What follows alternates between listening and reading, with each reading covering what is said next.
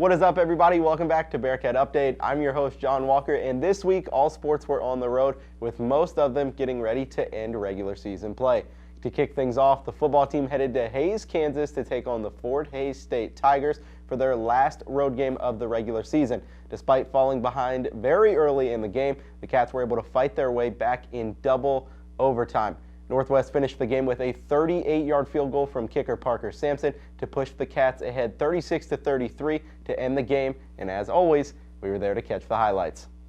All right, guys, Northwest was down 17-0 and started their comeback, and their first touchdown of the day was set up by this run from Gus Gomez. Braden Wright found the receiver, who tripped up at the 5 and almost got into the end zone. That set up a touchdown from Braden Wright. And a drive later, the Cats answered back with an Amani Donadell touchdown. He got back in the end zone after not getting there last week. Now, guys, here we go. In the overtime period, we'll skip straight to it. Braden Wright rolls out to his right, able to find Amani Donadell again. And then Cats went on defense. Tigers handed off, and they were saved right here on that fumble. That put the Cats into position to make this kick from Parker Sampson happen. Game on the line, 38-yard field goal. Ball is snapped, the kick, it's up, and it's good from Sampson to send the Cats home with a happy 5-hour bus ride. The team will be back in action on Saturday for their last game of the regular season. They'll take on undefeated UCM, and that'll lead to find out if they make the playoffs. We're going to take a quick break, but stick around. We've got more Northwest sports coming up. So you're watching Bearcat Update on KNWT, Channel 8.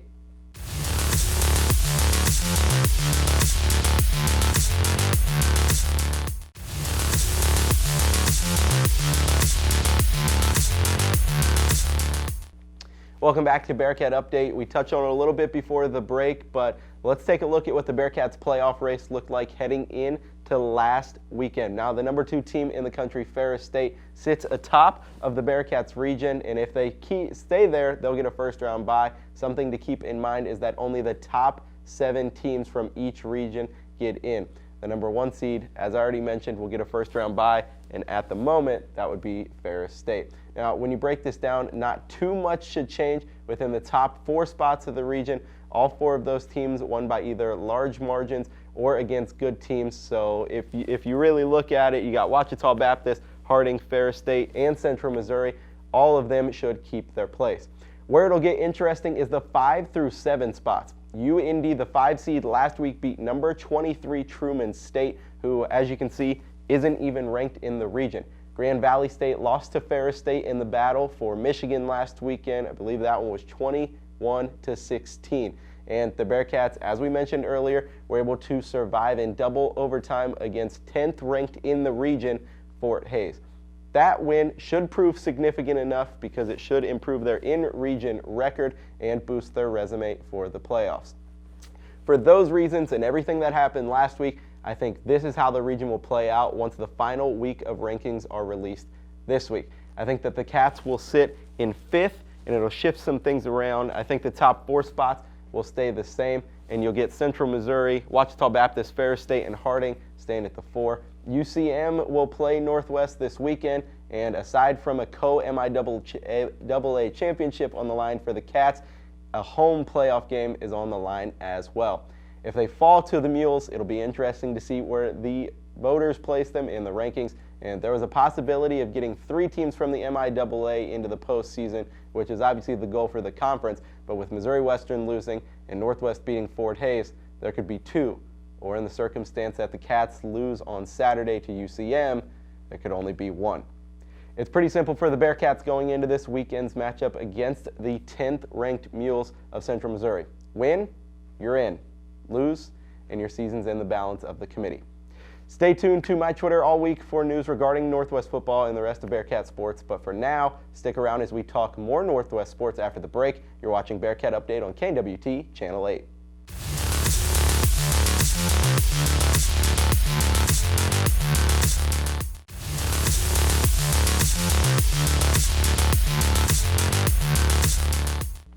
Welcome back to Bearcat Update. The volleyball team hit a few ups and downs last weekend. On Friday, they headed to Kansas to take on Newman.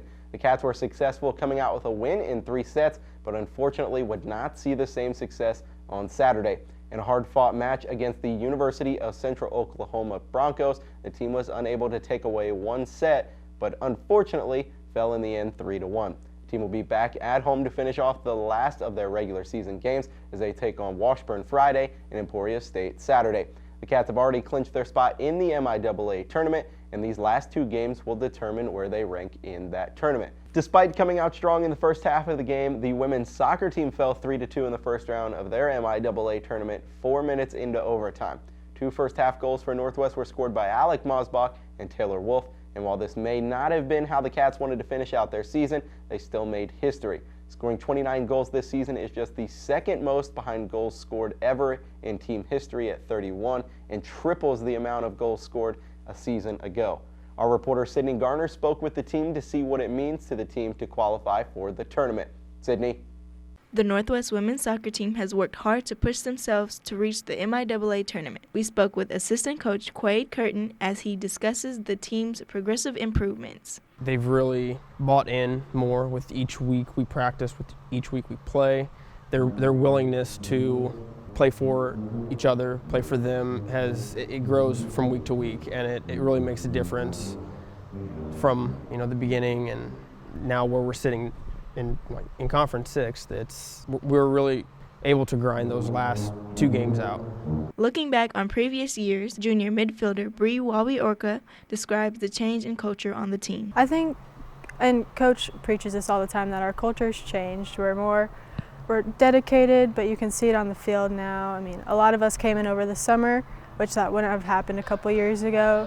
And you can tell our chemistry has changed as well. Moving into postseason, junior midfielder and forward Manuela Gonzalez and Bree Wawi-Orca expressed how they motivate themselves and the team. Personally, especially during the national anthem, I just give myself a pep talk and try to get in the zone. As a team, we have made it a ritual to sing Traveling Soldier in the locker room, and that really just hypes everyone up. A big thing I've been told is that you don't have to be loud to be a leader. I'm probably one of the quietest on the team, so I try to lead through actions. And I think most people, once they learn to do that, they realize it's good for the team. Although the team walked away with the loss, they still ended on a high with multiple MIAA honors. Reporting for Bearcat Update, I'm Sydney Garner.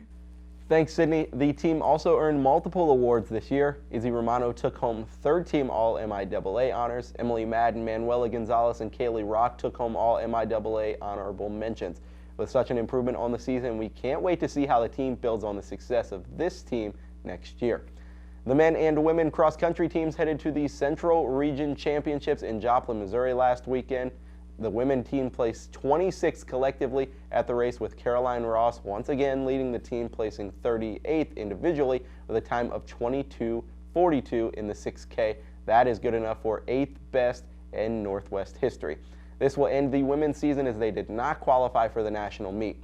The men's team, however, placed 2nd and qualified to the national meet in California. The team had 4 runners earn all-region honors, led by Jordan Cope's 2nd place finish with a time of 29:38 in the 10K. That makes him the first Northwest cross-country runner to finish a 10K race in under 30 minutes. He was followed by Augustine Lisserang, who finished 6th with a time of 30:25, which is 3rd fastest in Northwest history, and then Kareem Achengli, who placed 9th with a time of 30:37. Our reporter Nolan Brooks caught up with Coach Nick Gibson on how they'll prepare for the national meet in California. Nolan. The Bearcat men's cross-country team punched their ticket for the national championships in Sacramento, California on November 23rd. With a 2nd-place finish at regionals, I caught up with Coach Gibson on his expectations for nationals. We improved. Obviously a lot since last year. We were 10th in the conference, and at this same meet last year we were 17th in the region. So obviously we're, expecting much better things, this year going into it. We feel really prepared going into it as well. We're coming off some of our best workouts and some of our best races all year, so we're excited for it. And for senior runner Kareem Achengli, the difference between Missouri and California weather at the meets will be minuscule at best. We have been adapted very well during the summer. We have been running in the hot weather, and California is not going to be that hot. It's going to be like around 60 degrees the day of the race, which is just 10 degrees more than what we are used to train now. So I think it's gonna be very well sweet. And with Chingley heading into his last meet as a Bearcat, the team has exceeded his expectations heading into nationals and for the future. This team is exceptional for me. It's the best team I've ever had so far, and I think this team is gonna get very far in the future, better than what we are doing right now. But imagine if we are doing second now, or second at the region, at the conference, next couple of years is gonna be just winning or probably top 3 at nationals. So it's a new Northwest, new cross-country team. So proud to be part of them. Reporting for Bearcat Update, I'm Nolan Brooks. Thanks, Nolan. The women's basketball team saw its first loss of the regular season last Friday when they took on Wayne State. The Cats fell 61-57, and the game was close throughout with 8 total lead changes. The Cats shot 40% from the field, but only 20% from the three-point line. But they were able to hold the Warriors to 37% from the field, but allowed them to shoot 45% from the three-point line. The Cats were led by Kendi Eaton, who came out strong and scored 17 points. And on Saturday, the Cats turned things around and picked up their first win of the season against Minnesota Crookston, 66-64, with Eaton pulling up clutch once again with some last-second free throws to put the Cats on top. Eaton also led the team with 30 points and 4 of 4 at the free throw line. Erica Schlosser was the only other Bearcat in double digits. She had 11 points, including 3 three-pointers, and Zoe Hayward led the team in rebounds with 7. The Cats will be back in action for their first home game of the season Wednesday, where they'll take on the Kansas Christian Falcons. Also playing on Friday was the men's basketball team, who took on Minnesota Crookston and came up big defensively to remain undefeated, finishing out the game 60-52. Didn't come easy for the Cats. They only made 2 of their 17 three-point shots.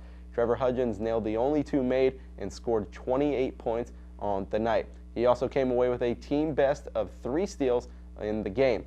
The Cats trailed by as many as 8 before pulling ahead with a slam by Diego Bernard.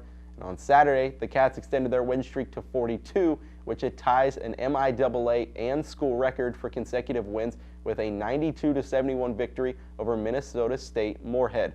Ryan Hawkins tallied 27 points, leading the Bearcats, followed by Diego Bernard, who scored 24, and Ryan Welty, who had a breakout performance and scored 17, both setting game highs for themselves. The Cats are 4-0 in the season and will play their first home game Thursday when they take on the University of St. Mary. That's all the Northwest sports coverage we have for now. Thanks for tuning into this week's episode of Bearcat Update. You can follow us on Twitter at BearcatUpdate_8 or watch all of our previous episodes on YouTube at KNWT8. Thanks for watching and have a great night. How we doing, guys? Make sure to check out last week's episode of Bearcat Update up here, and to see all of our previous episodes, click down here. We'll see you next week.